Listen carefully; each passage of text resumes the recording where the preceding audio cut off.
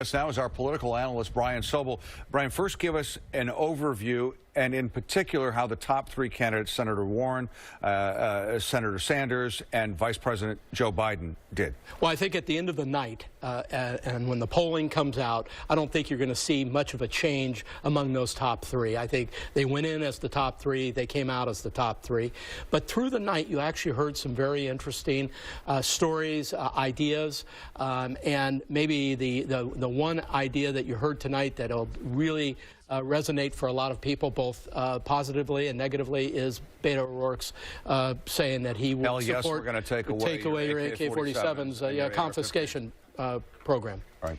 There were a lot of substantive, that's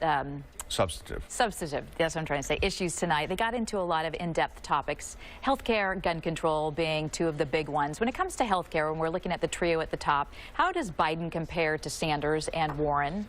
Well, Joe Biden wants to say he was one of the architects of Obamacare, and he believes in a program that has allowance for choice and some other things, whereas Elizabeth Warren and Bernie Sanders want Medicare for all and actually to do away with choice or private insurance. Those are dramatically different points of view, and a lot of Americans will weigh in on that at some point. A lot of people said, or some people were saying, that Biden seemed overmatched at times. Do you think that that is a fair statement?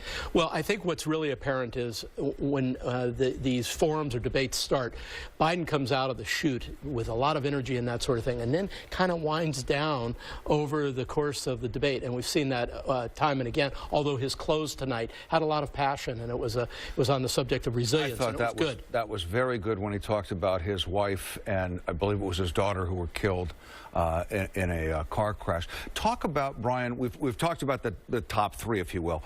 Talk about the other candidates, Kamala Harris, Cory Booker, Andrew Yang. How do you think they did? Well, I thought Cory Booker had a very good night. I thought Klobuchar had a very good night. I think Harris held her own. What about Pete Buttigieg? You know, he's always interesting to listen to. He's extremely articulate, has good ideas, puts forth some proposals that are very intriguing. Don't know whether he'll rise to the top of these 20 people. You know, we saw the 10 leaders today, or you know, by polling and by other things. How this works out over time, I don't know. But I was interested in watching Harris because it seemed like she was pretty well programmed to respond with some catchy one-liners. Snappy one-liners. Snappy one-liners and that sort of thing. I think she has to worry about authenticity, you know, about being authentic, but you know, she's so bright and so good. And while it's a hot topic in Washington, we didn't hear anything about impeachment tonight on the debate stage. No impeachment discussion, no discussion of the deficit, of the budget, of the economy, which is something the president brags a lot about. All right, Brian, as always, thank you. You're very welcome.